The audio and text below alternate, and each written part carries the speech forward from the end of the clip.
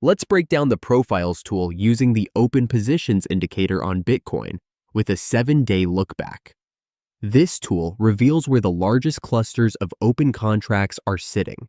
Basically, the price zones where traders are most heavily positioned. To make things clearer, let's tweak a few settings. First, set the precision level to 3.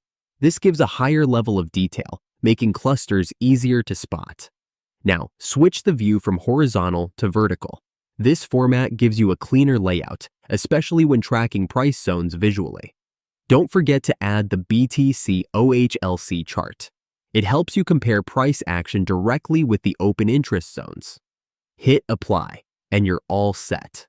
With this setup, it's much easier to spot where Bitcoin is trading relative to the most concentrated open interest levels, zones that often act as key support or resistance. Keep watching these clusters. They often reveal where the market is leaning and where the next move could begin. See you in the next one.